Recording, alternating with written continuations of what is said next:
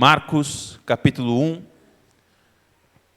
Pensando no que eu iria expor nessa igreja que está começando, qual seria um livro para nós termos diante de nós, e é muito óbvio que a uma igreja que está começando, nós não podemos considerar outra coisa senão o Evangelho de Jesus Cristo.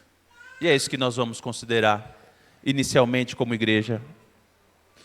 Nós iremos correr o Evangelho de Marcos. Essa será a nossa série inicial como igreja.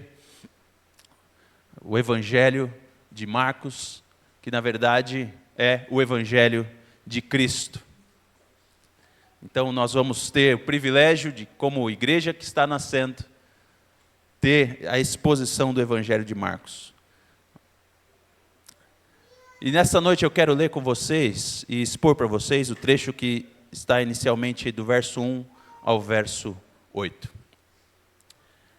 Sagrada Escritura, texto que o Senhor revela para nós, Evangelho de Marcos capítulo 1, diz assim: princípio do Evangelho de Jesus Cristo, Filho de Deus, como está escrito na profecia de Isaías: eis que envio o meu mensageiro adiante de você, o qual preparará o seu caminho. Voz do que clama no deserto: preparem o caminho do Senhor, endireitem as suas veredas. E foi assim que João Batista apareceu no deserto, pregando o batismo de arrependimento para a remissão de pecados. E toda a região da Judéia e todos os moradores de Jerusalém iam até ele. E confessando os seus pecados, eram batizados por ele no Rio Jordão. A roupa de João era feita de pelos de camelo. E ele usava um cinto de couro e se alimentava de gafanhotos e mel silvestre. E João pregava dizendo: depois de mim vem aquele que é mais poderoso do que eu, do qual não sou digno de, curvando-me, desamarrar as correias das suas sandálias. Eu batizei vocês com água, ele, porém, os batizará com o Espírito Santo. Eu não sei quanto tempo você tem de igreja evangélica, quanto tempo você tem de aproximação do Evangelho, mas eu sei que uma das principais perguntas que você precisa saber responder é: o que é o Evangelho? O que é o Evangelho? E a verdade é que, por mais anos que você tenha de igreja, ou mesmo que você tenha vivido a sua vida inteira numa igreja, é difícil responder essa pergunta: o que é o Evangelho? Eu noto isso como alguém que tem tido a oportunidade de entrevistar pessoas para a membresia da igreja. E quando nós estamos entrevistando as pessoas para a membresia, a gente faz justamente essa pergunta: o que é o Evangelho? E novos crentes têm dificuldade para responder, pessoas que acabaram de conhecer a Jesus Cristo, pessoas que são crianças, que cresceram ali na igreja, têm as suas dificuldades para responder. Mas a verdade é que crentes antigos, pessoas que viveram uma vida inteira na igreja, 30, 40, 50, 60 anos, encontram dificuldade para dar uma definição clara do que é o Evangelho. O que é o Evangelho?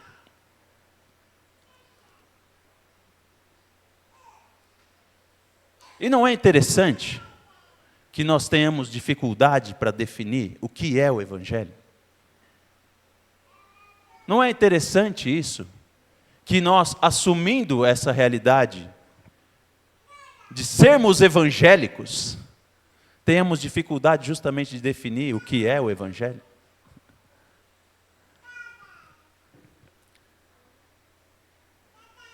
Marcos, que escreve esse livro curto, rápido, cheio de ações, ele quer mostrar para você o que é o Evangelho. E ele quer definir, deixar claro diante de você o que é o Evangelho. E ele não tem a menor preocupação em esconder nada. Muito pelo contrário.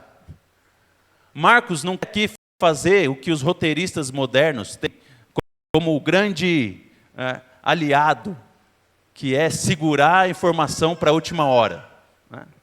Hoje as histórias que mais falam conosco são aquelas que têm uma grande reviravolta e no final você tem uma mudança de enredo que você fala, nossa, não esperava por isso de jeito nenhum. E aí você tem uma confirmação e a história marca o seu coração. Nós não gostamos daqueles filmes, daquelas séries, onde nós já sabemos o que vai acontecer no final, já logo no primeiro minuto, né? Não é esse tipo de história que fala conosco. Mas é esse tipo de história que Marcos está escrevendo. Porque já logo na primeira frase do seu evangelho, da sua narrativa a respeito de Jesus Cristo, ele já vai falar sobre o que ele está falando. E vai expor já logo de frente para você, já logo de frente, qual é o seu assunto. Princípio do Evangelho de Jesus Cristo, Filho de Deus. Princípio do Evangelho de Jesus Cristo, Filho de Deus. A palavra Evangelho significa boa notícia. Uma boa notícia. Ela é uma palavra que designa aquelas notícias que vinham do fronte, as notícias que vinham da guerra. E normalmente, quando se havia vitória na batalha, quando se havia vitória na guerra, vinha então o mensageiro que trazia a mensagem de vitória, e aquilo era então as boas notícias, era o Evangelho. Essa anunciação da vitória, a anunciação de que o inimigo foi derrotado, o inimigo foi abatido, e nós não precisamos mais se preocupar com a guerra. E o autor bíblico, os autores bíblicos, instruídos pelo próprio Senhor Jesus, vão afirmar que a história de Jesus de Nazaré é essa boa notícia que chega para nós. É uma boa notícia que chega para nós. E a boa notícia é o próprio Jesus. É assim que Marcos fala, sem muita volta, sem esconder nada. O que ele vai contar para você é a boa notícia de Jesus, o Cristo. E, muito abertamente, ele vai dizer o que ele vai falar sobre Jesus Cristo. O que ele vai falar sobre Jesus de Nazaré. Que Jesus é o Filho de Deus. Meus irmãos, nós temos aqui, já logo nessa introdução, algo fundamental para qualquer igreja que se chame cristã. O entendimento de que o Evangelho é essa pessoa. O Evangelho é uma pessoa. O Evangelho é Jesus de Nazaré. Jesus Cristo, Filho de Deus. O evangelista Marcos, ele fala isso muito abertamente. Mas o que significa isso? O que significa Jesus Cristo? Se você tem tido a oportunidade de participar das nossas reuniões de estudo bíblico, que eram às segundas-feiras e agora são às terças, você se lembra que há pouco tempo atrás nós estudamos exatamente isso. Que Jesus Cristo não são nome e sobrenome desse homem. Jesus é o seu nome. Jesus é o seu nome. E Cristo é o seu título. Cristo é aquilo que Ele é. A palavra Cristo significa ungido, significa Messias. E Marcos vai dizer que ele está contando aqui, nesse livro, a história de Jesus, o ungido. Aquele que foi separado por Deus para ser o seu representante na terra, para ser o seu mediador na terra. Aquele que irá fazer mediação entre os homens e Deus. Jesus Cristo. Jesus é o Cristo. Ele é o nosso sacerdote. Ele nos leva a Deus. Ele é o nosso profeta. Ele traz Deus para nós. E Ele é também o nosso rei. Ele que nos governa e que aniquila os nossos inimigos. E nós vamos ter bastante tempo para olhar essas funções, essas características, os ofícios do Senhor Jesus de Nazaré. Mas é importante você saber isso. Jesus é o Cristo. Esse não é o sobrenome de Jesus de Nazaré, mas é aquilo que Ele é, o ungido. Ele é o Messias, separado por Deus, para fazer mediação entre Deus e os homens. E, irmãos, essa é uma informação muito importante. Lembra que no relato de Marcos, se você ainda não leu esse livro, agora é uma ótima oportunidade para você dedicar tempo para ler o Marcos. Você vai perceber que é só lá no meio do livro que os discípulos vão ter condições de fazer essa afirmação que Marcos já está dando de graça para você. É só lá no capítulo 8 que o Senhor Jesus, andando com seus discípulos, vai perguntar para eles assim: quem que os homens dizem que eu sou? Alguns dizem que o Senhor é Elias, ou um dos profetas, né? Mas Jesus vira para eles e diz: e vocês? Quem vocês dizem que eu sou? E aí Pedro vai dizer: tu és o Cristo, Filho do Deus vivo. Os próprios apóstolos que andaram com Jesus demoraram um tempo para avaliar e para reconhecer essa realidade de quem era Jesus de Nazaré. O Cristo, Filho de Deus. Mas Marcos já está dando essa informação para você. Já logo de cara. Jesus é o Cristo, Filho de Deus. E Marcos não simplesmente faz essa afirmação, mas ele passa a provar para nós, e todo o seu livro vai ser uma prova, vai ser uma descrição dessa realidade, de que Jesus é o Cristo, de que Jesus é o Messias, de que Jesus é nosso profeta, de que Jesus é nosso sacerdote, de que Jesus é nosso rei, e de que Jesus é o próprio Deus. Ele é o Filho de Deus. E logo de cara Marcos vai fazer isso. E ele vai dizer então que Jesus de Nazaré, o Cristo, o Filho de Deus, Ele o é.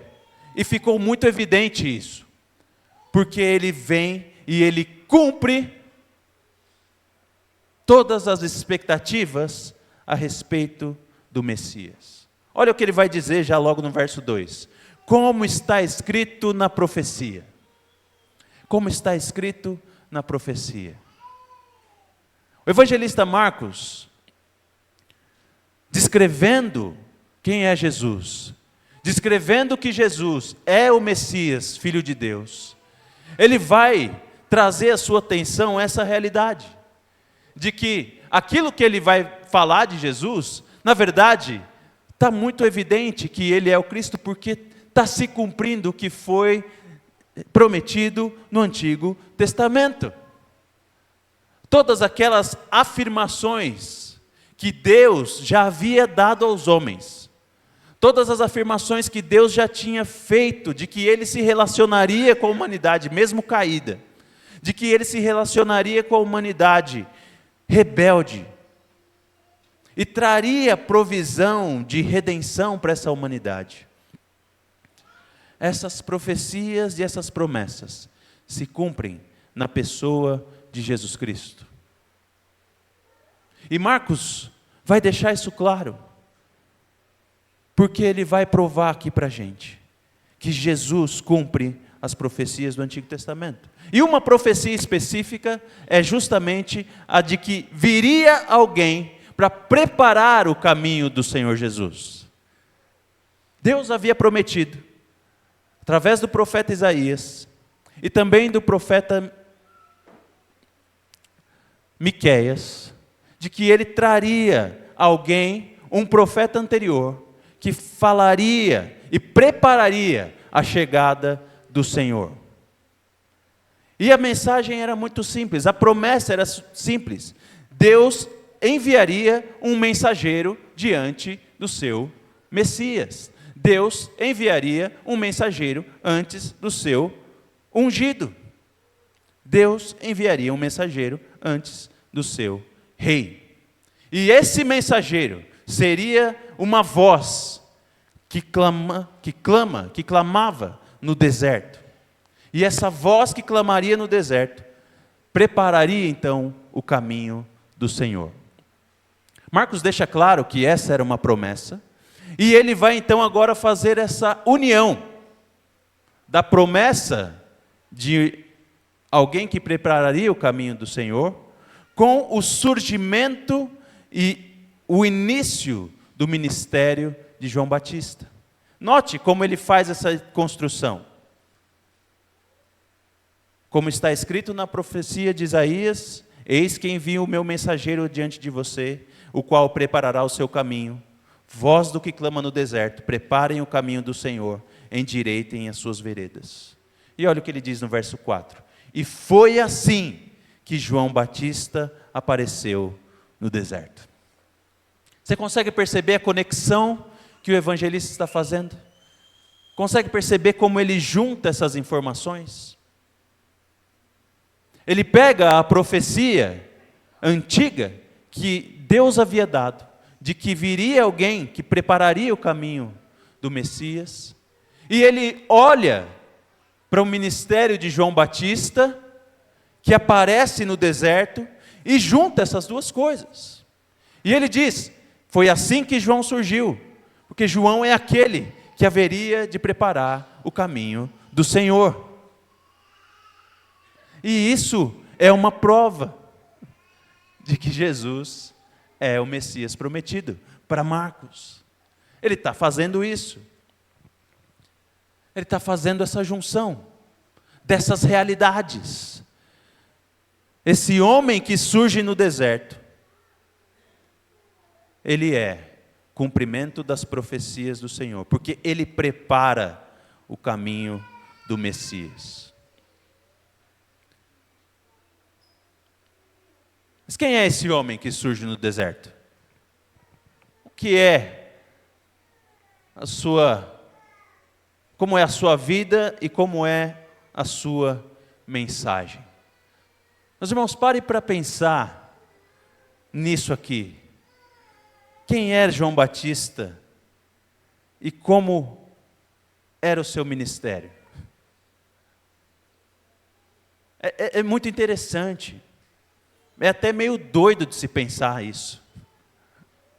A gente aqui nessa igreja começando, nós ficamos, embora não tenha sido muito tempo, mas nós ficamos procurando lugar para nos reunir.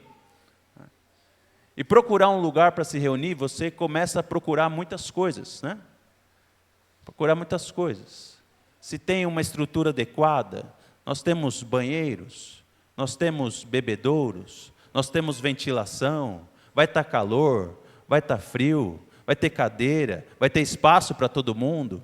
São tantas coisas que a gente para pensar, a gente fica preocupado, procurando se a estrutura vai estar funcionando. Será que o áudio vai estar bom? Será que as caixas vão funcionar? É os instrumentos, que hora que a gente vai ensaiar, quem que vai abrir, quem que vai fechar. Tantas coisas que a gente fica procurando. Porque nós queremos um lugar bom.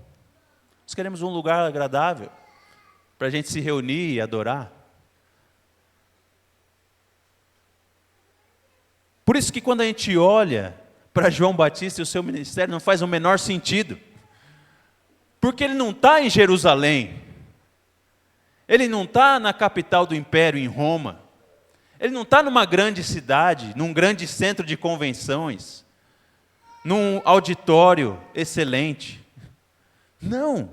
João Batista está no deserto. No meio do nada. Não tem estrutura. É deserto mesmo. E a gente não tem nem noção disso aqui, né? Talvez quem seja do Nordeste, do sertão, pode ter um pouquinho mais dessa clareza. Mas aqui é o deserto do Oriente Médio, gente. Um lugar muito árido, completamente ermo. E é ali, naquele lugar, desconectado de tudo e de todos, que João passa a ensinar. E não só o lugar que João está é diferente, é um lugar inadequado, por assim dizer, como ele mesmo é uma figura diferente. Vestido com as suas peles de camelo, o seu cinto de couro, comendo gafanhotos e mel silvestre, uma figura completamente peculiar, para dizer o mínimo, ou excêntrico.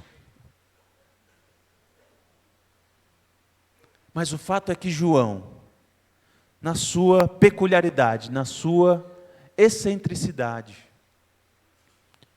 ele tem uma mensagem poderosa. E mesmo sendo afastado da cidade, mesmo sendo afastado dos banquetes e da vida moderna do tempo dele, ou contemporânea a ele, né? Moderna é uma palavra ruim. O fato é que João chama atenção, e Marcos vai dizer que toda a região da Judéia e todos os moradores de Jerusalém iam até ele. Toda a região da Judéia e todos os moradores de Jerusalém iam até João para ouvir a sua mensagem, para vê-lo. Que coisa interessante, que coisa peculiar. E o que é que João dizia? E o que é que João ensinava? Qual era o chamado de João? O chamado de João é o chamado mais adequado para a mensagem do Evangelho. João pregava um batismo de arrependimento para a remissão de pecados. João pregava o batismo de arrependimento para a remissão de pecados. E aqueles que iam até ele, da Judéia e de Jerusalém, confessavam os seus pecados, verso 5, e eram batizados por ele no rio Jordão. Meus irmãos, além de todo o entorno, que era completamente avesso, o homem estava no deserto, o homem estava vestido de maneira estranha. Além de tudo isso, a sua mensagem não era uma mensagem de afago e de carinho para ninguém. Muito pelo contrário. Era um chamado ao arrependimento. Era um chamado a se voltarem para Deus. Se arrependam dos seus pecados. O reino de Deus está próximo. Se arrependam. Se arrependam. Voltem-se para o Senhor. Voltem-se para o Senhor. Essa é a mensagem. Essa é a mensagem que João pregava.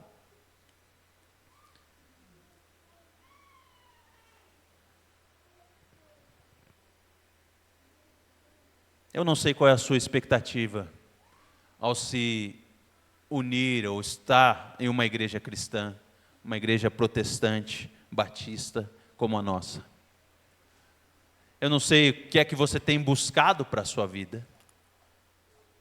Se você tem buscado paz de espírito, se você tem buscado uma maneira de você se desenvolver profissionalmente. Eu não sei se você tem buscado saúde, resolução para um problema de saúde. Eu não sei se você tem buscado resolução para relacionamentos quebrados. Não sei qual é a sua expectativa. E eu posso dizer que todas essas coisas são coisas legítimas e coisas boas, que nós devemos buscar. São coisas que é bom que nós as busquemos. Mas eu quero dizer para você, com muita clareza, que a principal coisa que nós temos para oferecer para você nessa igreja é a solução do seu pecado. Todos os outros problemas podem ser que Deus venha a solucionar na sua vida. Mas o problema que tem solução certa para você aqui é o problema do seu pecado. E por isso nós repetimos com grande clareza a mensagem de João Batista. Nós repetimos com grande apego a mensagem de João Batista. Volte-se para Deus para resolver o problema do seu pecado. Porque esse é o seu grande problema. Esse é o problema que você precisa de solução. Acima de qualquer outro. Você precisa resolver os seus relacionamentos quebrados? Precisa.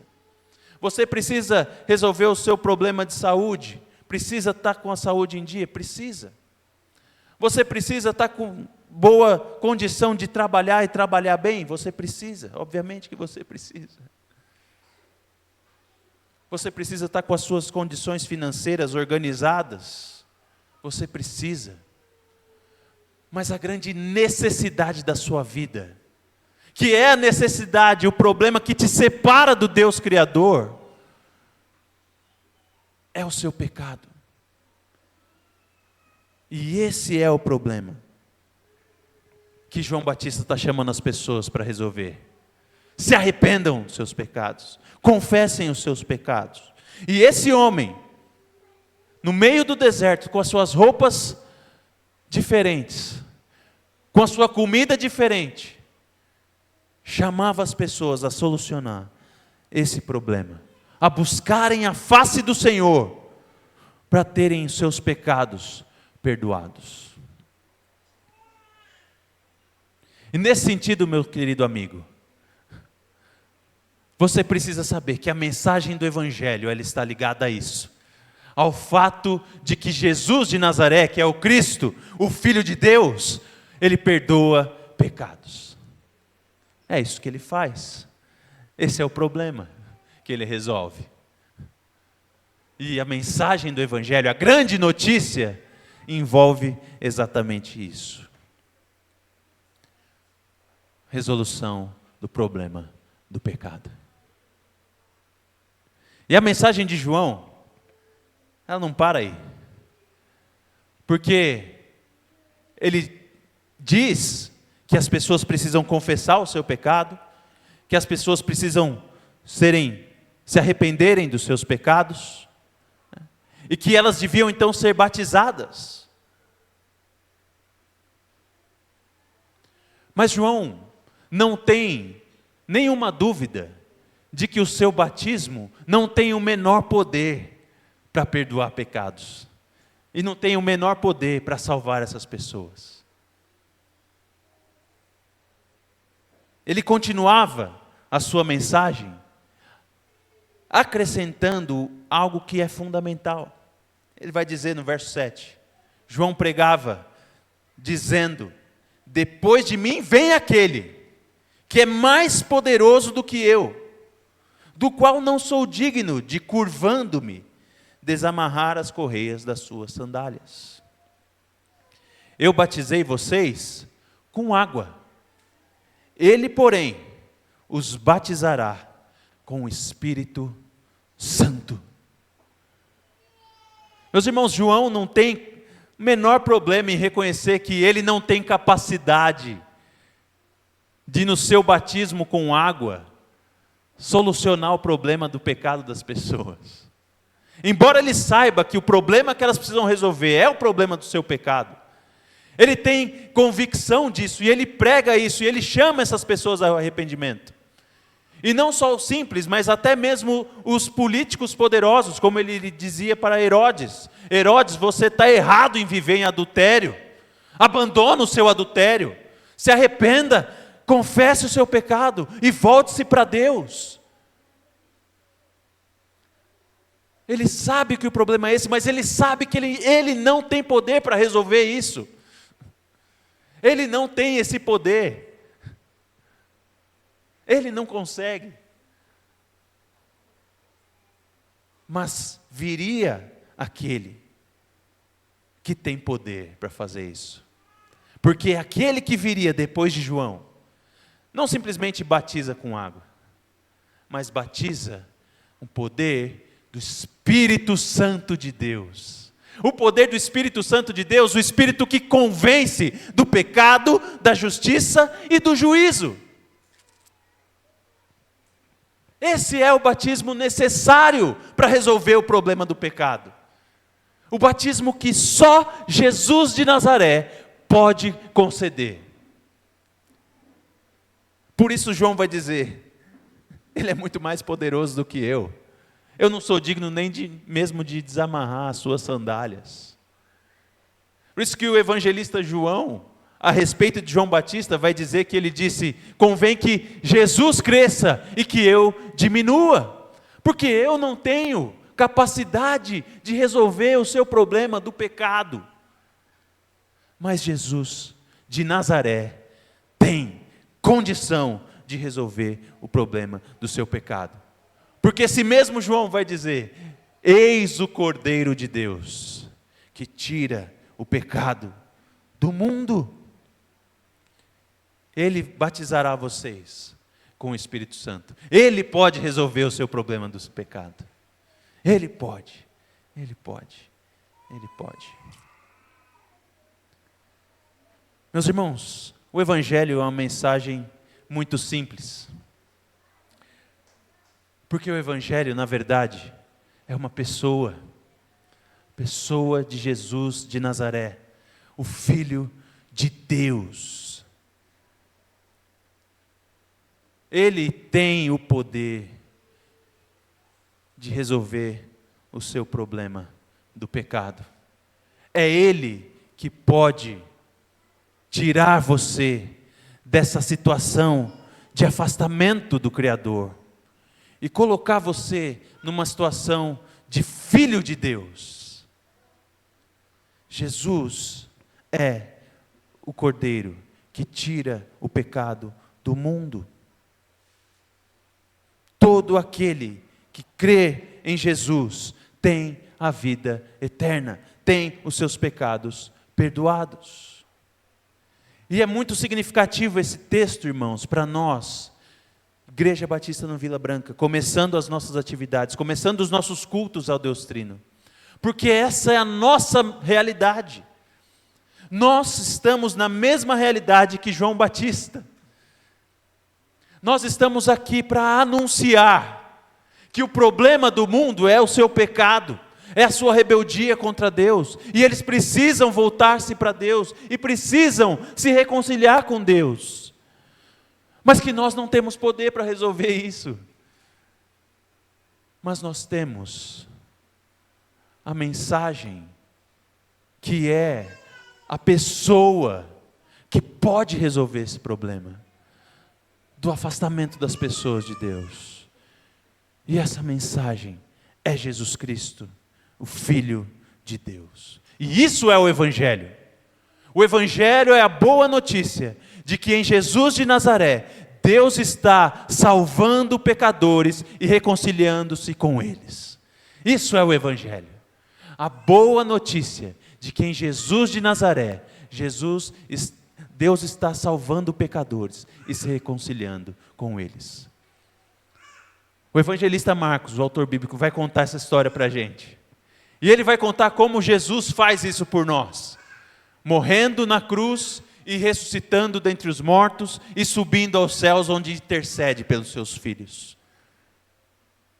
Mas logo de cara no Evangelho e logo de cara nessa igreja, o que nós queremos que você saiba é que Jesus é a pessoa que pode resolver o seu problema e que pode fazer você novamente unido ao seu Criador e viver eternamente com Ele, para sempre e para sempre. Jesus é o nome pelo qual importa que você seja salvo. Amém? Que essa seja a mensagem, que essa igreja permaneça para sempre. Quando todos nós passarmos, e essa igreja, pela graça de Deus, permanecer e perseverar, que ela esteja apegada a essa realidade, ao Evangelho de Jesus Cristo, Filho de Deus. Vamos orar mais uma vez? Senhor, nós bendizemos Teu nome por Jesus Cristo. Te louvamos e agradecemos. A voz do Senhor é poderosa, a voz do Senhor quebra os cedros do Líbano. A voz do Senhor tem poder para convencer os nossos corações afastados, rebeldes, quebrados, de que nós precisamos da salvação que está em Jesus. Por isso, nós clamamos nessa noite, mais uma vez, que o Teu Santo Espírito encha os corações nessa noite da realidade, da necessidade de Jesus.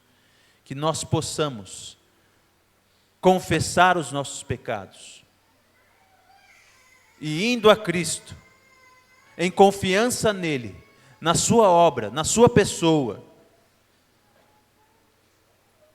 termos os nossos pecados remidos e justificados pela fé em Jesus, termos paz com Deus. Concede, Pai, esta realidade a todos que estão aqui, e concede que essa igreja seja um testemunho, assim como João Batista foi inicialmente apontando para Jesus, e os apóstolos foram, depois da ressurreição, testemunhas de Jesus Cristo, Salvador do mundo. Nós cremos que recebemos do Senhor esse mesmo chamado, de testemunhar de Jesus até os confins da terra. E nós temos tido o privilégio agora de testemunhar aqui, no bairro Vila Branca, na cidade de Jacareí, na região do Vale do Paraíba. E o nosso clamor, nosso pedido é esse, que o Senhor nos dê oportunidades de testemunhar, e pessoas sejam salvas, pessoas sejam alcançadas por essa grande mensagem, essa poderosa mensagem do Evangelho, que é o poder do Senhor para a salvação de todo aquele que crê. Amém. Abençoa a nossa pregação, abençoa o nosso trabalho, para que o Teu nome seja glorificado e o Teu povo edificado. Amém. No nome de Jesus. Amém.